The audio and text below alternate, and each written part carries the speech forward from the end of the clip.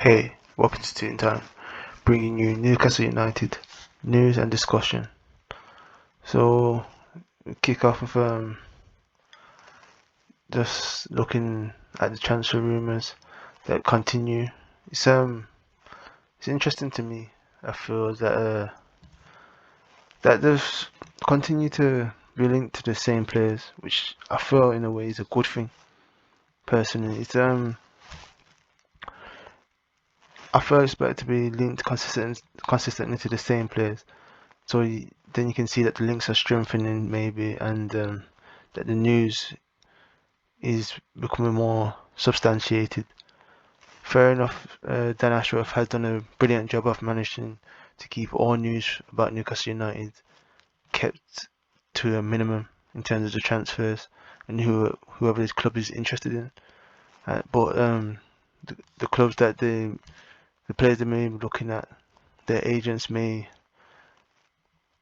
well, they won't want to rock the boat too much, but they may let little bits of information slip out, you know, to to see if there's other prospective interested parties, or whether they may, if the deal doesn't go through, that they can start pushing for maybe an extension or increase in pay for their client. It's unlikely because I believe that Dan Ashworth will have made certain that whoever he's interested in, that all parties concerned are kept, and they're made to know that this is a process that has to be done professionally and diligently. So you would want as few leaks as possible, which she has definitely shown over the past 6 weeks or so that he's been at Newcastle. Actually, yeah, if not a bit longer than that, but he's shown that he's definitely changing a lot of the coaching in that regard. As before he came, there was links to all sorts of players. I mean, I saw links to Mauro Icardi, which I see as very unlikely. But a few weeks ago, you saw that all the time. Players from all over the place were being linked to Newcastle, as their agents were probably just trying to get them moves to clubs. And as Newcastle, one of the new kids on the block in terms of money and wealth, and then it was a free for all. You just could use carte blanche and say, "Oh, Newcastle want our player, so if you're not wanting to negotiate with us, we'll go to Newcastle," and then they could try that. But that's becoming less and less of a tactic that's available to any clubs.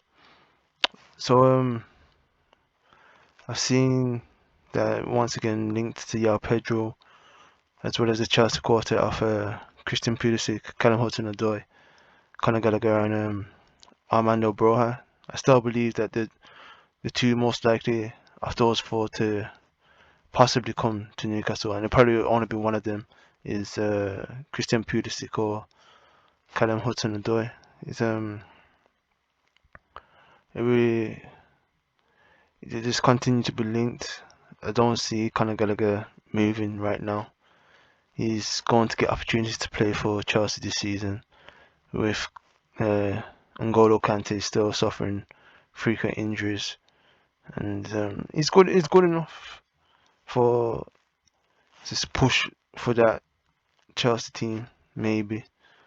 And but if he was to become available, he'd be an excellent signing for Newcastle, as he showed that Crystal Palace last year that he is a player worthy of playing first team football now, and he's gonna continue to grow. It seems he's very professional, and Armando Broja, I think he'll probably be kept as depth by Thomas Tuchel, as he does need at least one striker at Chelsea.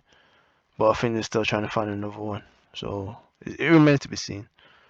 Um, so I've noticed on the forums and comment sections that we're starting to get a bit disgruntled by the lack of attacking transfers being brought in. But as well as almost a snobbery in terms of who we want at Newcastle. But I, I feel like there's a bit of a disconnect to reality in terms of who we can bring in at this moment in time. Yes, the project is big in the long term, and right now players are attracted. As it's been shown, we managed to get Kieran Trippier, Sven Botman, Bruno Guimaraes, Nick Pope. You know, these players who who, who are playing in international squads, and you know, some very much in the infancy of their career. Like it's Sven Botman's 22, but he's well known throughout Europe, and you know he's wanted. He was wanted by the Italian champions in AC Milan. So we haven't just got nobody's coming to the club, but there also has to be that realism in terms of right now we're still taking those steps to push up the league, and hopefully, even if this season doesn't go to plan, next year we'll be in a much stronger position. You know, players will know Newcastle no longer will be well consolidated within the league. You know, in terms of the shaky ground that the previous regime had us on, in terms of they're a team that perennially fights against relegation. So every year, it's just the remit is to finish 17th. That will be out of the window. Players will know if you come into Newcastle, you come into an ambitious project with an ambitious young coach who with which is continue developing. You know, you're just gonna have a new training ground, refurbished stadium. Everything's going to be freshened up. Everything's moving forward. So players will be more inclined to feel like this is a great opportunity. You know, I've seen some people aren't particularly happy with Yao Pedro because he hasn't scored many goals in his young career and his stats aren't particularly great. But for me, the lot I've seen of him, he's shown that he's a willing runner. He's young and hungry, you know, and he's trying to develop his game. So to me, those are great indicators of a player who's been he's on an upward trajectory. He hasn't suffered any significant injuries. You know, he's a player that I feel if Eddie Howe can get him in, he can develop him and help him continue growing as a player. And that's what it's going to be. Initially, we won't be able to get established stars. We have to get those players who are on the cusp of becoming great. Maybe not now. Maybe not even in the next year. It'll be 2, 3 years from now where they start showing their potential, and that's what's going to be the remit for Newcastle. We managed to get Bruno, and that was excellent, excellent signing considering that he's shown that his ability was well known throughout Europe, and he was scouted by many of the top European teams. But he saw that this is a great project, and he wanted to be there at the ground floor. Some players may not have that same type of vision for the club right now. Maybe they can't see that potential, so they're just waiting for a bit more. They're maybe waiting for someone else, and the club is going to keep trying to push to get that marquee signing that's going to make us really. We're already dreaming. To be honest, you know this is the dream. Many clubs, pretty much all supporters are envious of Newcastle United right now, as they can see that see those green shoots that have potential starting to come through already. And for me, it's only just begun.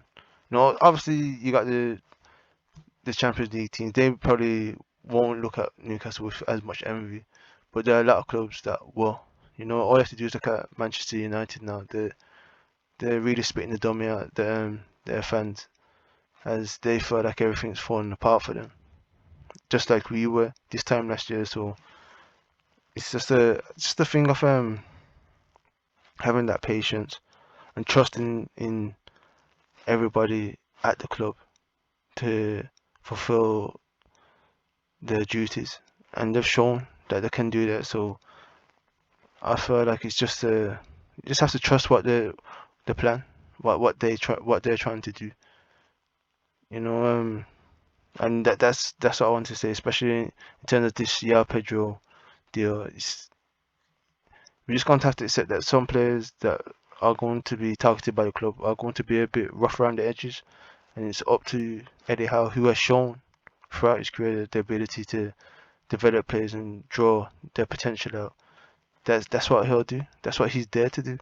That's what the best coaches do. So they're there to fine tune players and get the most out of them. So hopefully they manage to get someone through the door soon, even if it's not Yao Pedro. It's just someone who at least shows the world to want to play for Newcastle, and that's the most important thing as well. That they want to be at this club and they want to grow with this club. Well, that's all I've got for today. So thank you for listening wherever you are. Have a good morning, afternoon, evening, or night. Peace.